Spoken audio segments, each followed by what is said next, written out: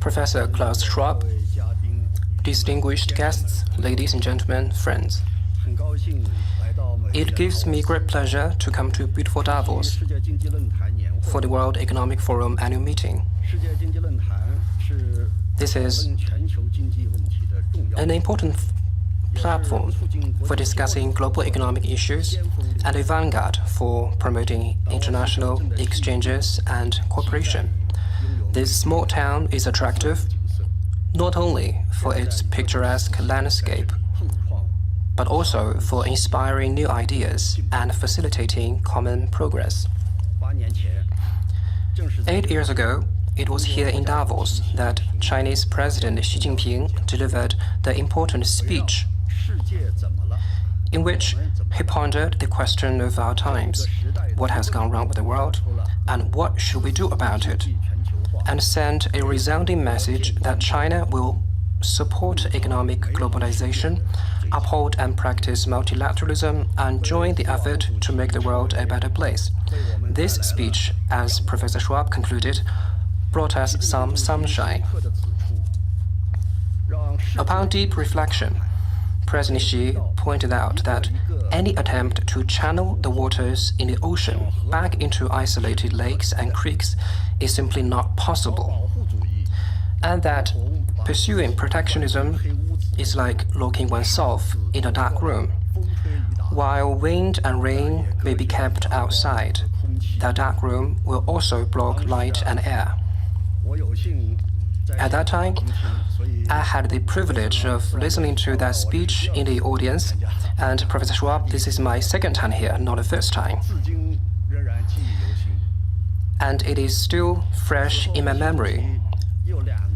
Since then, President Xi had offered clear answers twice at the World Economic Forum to the questions of how to improve global governance and how to build a community with a shared future for mankind, which provided important guidance to the international community. As we meet, transformation not seen in a century is accelerating across the board. With imminent tariff wars and trade wars, an ongoing tug-of-war between the forces for and against economic globalization, and intense rivalry between multilateralism and unilateralism, the global governance system is undergoing profound adjustments. Human society has once again come to a critical crossroads, hoping that the sun will break through clouds and mists to light up the way forward. It is time to recall President Xi's important speech, and we should firm up confidence, uphold solidarity and cooperation, and forge ahead, hand in hand, despite high winds and choppy waters, to build a community with a shared future for mankind. We should provide more stability and certainty for the world and build a just world of common development. Here, I wish to share a few observations. First, we need to jointly promote a universally beneficial and inclusive economic globalization. Economic globalization is an inherent requirement for the development of productive forces and an inevitable result of technological advancement. Indeed, it is an overwhelming trend of history. Over the years, despite some setbacks and headwinds, economic globalization has demonstrated strong resilience and dynamism. According to WTO statistics, the total volume of global trade has grown by an average of 5.8% per year since 1995, and reached $30.4 trillion in 2023.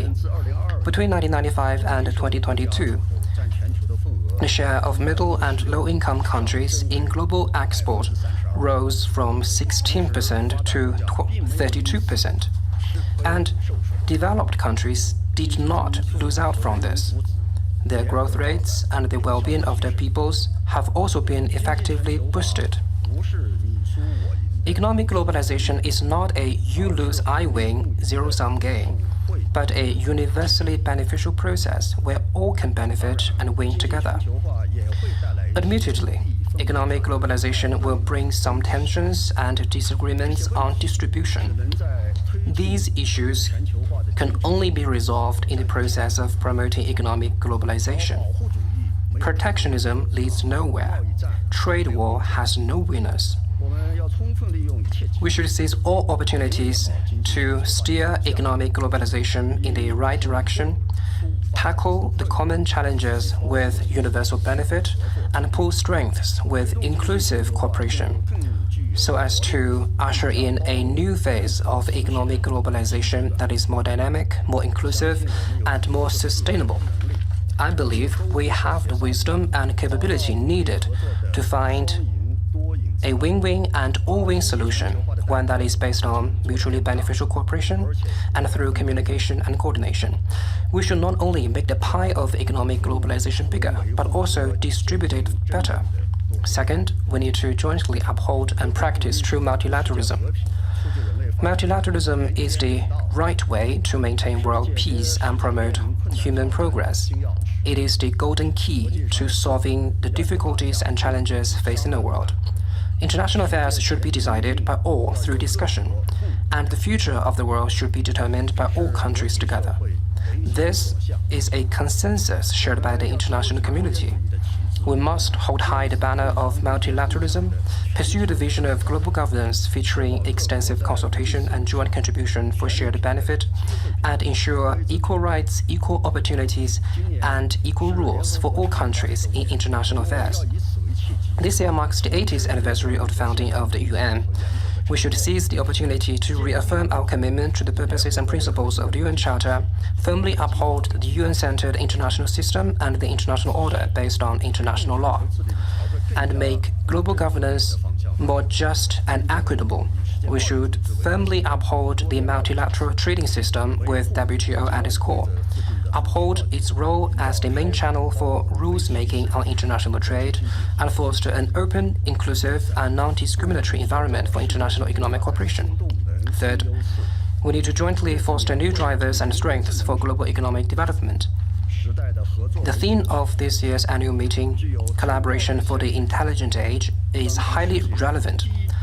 In today's world, the new round of technological revolution and industrial transformation is deepening. Cutting-edge technologies such as AI, quantum computing, quantum technology, and biomedicine are flourishing, and digital green and intelligent development is picking up pace. We should seize and make the most of these opportunities to enhance connectivity in the digital age, promote international cooperation on sci-tech innovation, help countries strengthen emerging and future industries, and accelerate the cultivation and development of new quality productive forces. In recent years, the North-South divide has become more pronounced, and the gaps in technology, digital access, and AI are still widening. We should uphold the principle of harnessing sci-tech achievements for the benefit of all humanity. We should help developing countries build AI, intelligent transportation, smart energy, and other new infrastructure, and promote the application of information technology in key livelihood sectors so that more countries can get on board the fast train of digital economic development. Fourth, we need to jointly tackle major global challenges. Currently, the world is going through transformation and turbulence, and challenges such as climate change, food security, and energy security keep cropping up. Only by strengthening global solidarity and pooling global efforts can we overcome the challenges and build a better future together. President Xi proposed the Global Development Initiative, the Global Security Initiative, and Global Civilization Initiative, offering important public goods to the world. We should work together to advance these three global initiatives to generate enduring impetus for development, pass on the torch of peace to future generations, and illuminate the splendor of civilizations, thereby gathering formidable strength to overcome difficulties and challenges. Green transition is a prevailing trend of global development and the fundamental solution to climate change. The international community should work together to accelerate the energy transition in an equitable, orderly, and just manner, keep the new energy industrial chain stable, and promote green products and technologies. We must follow a consistent approach in addressing climate change and improve the consistency of environmental and climate policies and economic and trade policies, so as to prevent economic and trade frictions from impeding the process of green transition and avoid erecting green barriers that could disrupt normal economic and trade cooperation. Security and development complement and reinforce each other. At present, some international hotspot issues and conflicts are dragging on and having a serious impact on global peace and stability. We should promote security and peace through cooperation and resolve disputes and differences through dialogue. It is essential that we follow a new path to security that chooses dialogue and partnership over confrontation and alliance. We should support the UN and its Security Council in playing a bigger role and support all efforts conducive to the peaceful settlement of crises. Ladies and gentlemen, friends, China is a key engine for global economic development. Whenever world economic issues are discussed at Davos, a lot of attention would be on China. Here, taking this opportunity, I'd like to share with you some of the major trends that characterize the Chinese economy. The first major trend is that high-quality development is making solid progress. This is a big highlight of the Chinese economy. Over the past year, the Chinese economy made steady progress while maintaining overall stability. China's GDP grew by 5%, one of the fastest among major economies. In response to the headwinds and the challenges confronting China's economy, we stepped up countercyclical measures and, in particular, intensified efforts to introduce a package of incremental policies that effectively boosted the real estate and stock markets, improved market expectations, and restored public confidence. As a result, the economy has rebounded and turned for the better. The headwinds encountered by the economy of China are due to both the external environment and temporary pains brought by our own economic restructuring. We have persistently promoted high-quality development. New business sectors, forms, and models have kept emerging. This has played an important role in overcoming economic difficulties. During my inspection tours to different parts of China last year, I saw the evident progress in the transition from traditional growth drivers to new ones. I saw emerging and future industries booming and new quality productive forces taking shape at a faster pace. All the business I visited, from private companies to foreign invested ones, and from traditional manufacturing to digital firms, have great confidence in future development. This year, China will further intensify macro policies and adopt a more proactive fiscal policy and an appropriately accommodative monetary policy.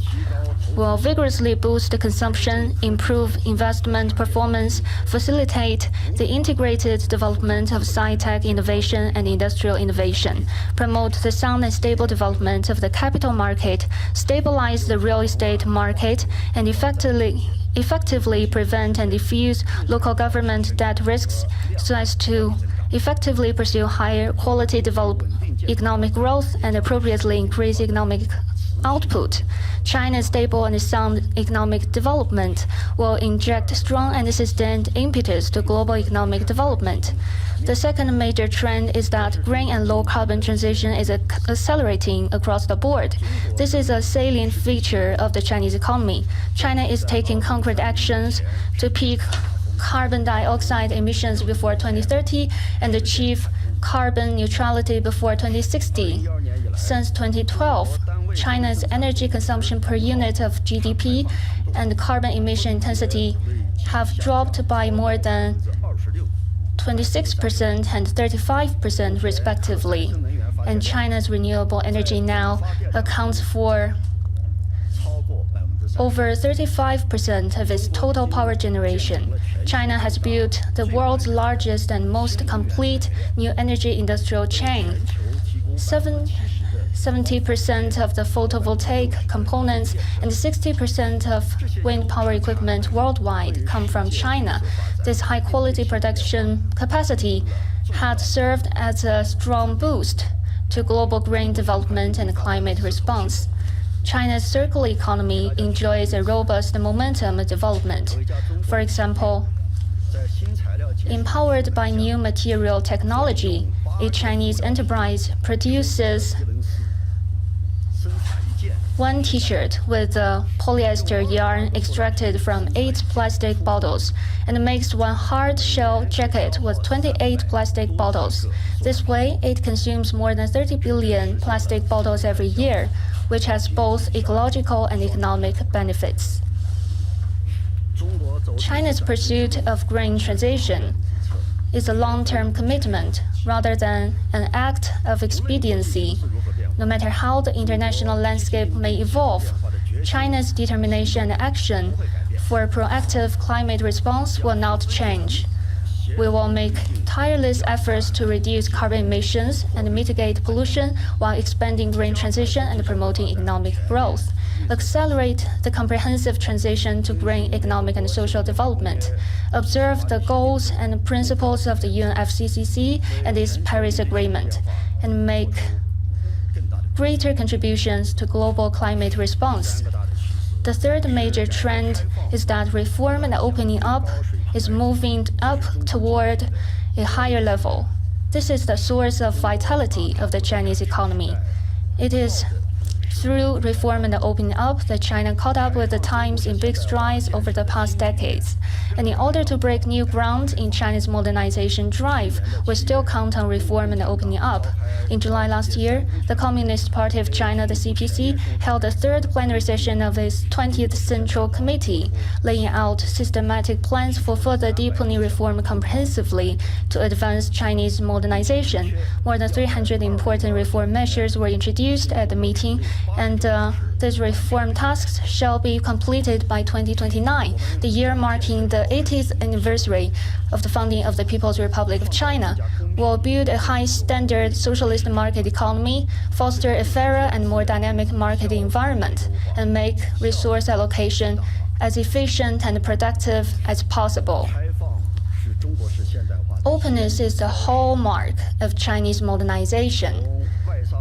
In terms of the access for foreign investment, we set up the China-Shanghai Pilot Free Trade Zone in 2013 and issued the first negative list for foreign investment. There were 190 items on the list at that time, but now the number has been reduced to 27. Last year, China lifted all restrictions on foreign investment in manufacturing and established a negative list system for cross-border trading services, and we have been taking systematic steps to further open important sectors like telecom, the internet, education, culture, and medical services. In terms of foreign trade, we don't seek trade surplus. We want to import more competitive quality products and services to promote balanced trade. China's overall tariff level has been cut to 7.3%, a fairly low level in the world. And we give all least developed countries having diplomatic relations with China zero tariff treatment for 100% tariff lines. We have taken the initiative to expand imports and held the China International Import Expo for 7 years in a row. China has been the world's second largest importer for many years now. In terms of business environment, we know issues like China's IPR protection, equal participation in government procurement, cross-border data flow, access to factors of production, Qualification approval and standard setting are of great interest to multinationals. In these areas, we are continuously improving relevant institutions and policies. These issues are important to both domestic and foreign invested enterprises, and our attitude has been clear, that is, to provide equal and fair treatment for all of them. Take government procurement, for example. According to relevant laws and regulations, all products made in China, whether their suppliers are domestic or foreign invested enterprises, enjoy the right of equal participation in government procurement. I know in reality, there might be cases where invisible barriers and hidden hurdles stand in the way of both foreign invested enterprises and domestic ones. On the part of the Chinese government, we sincerely hope to work out these problems with all of you. China's door of opening up will not be closed and will open even wider, and our business environment will only get better. We sincerely welcome more foreign enterprises to invest and do business in China and achieve greater success in sharing China's opportunities. Ladies and gentlemen, friends, China's Spring Festival is just around the corner. As the new year begins, everything takes on a new look. Let's start again from Davos. Uphold the right path of multilateralism, promote open and inclusive development, and jointly usher in a better future. To conclude, I wish the annual meeting a full success. Thank you.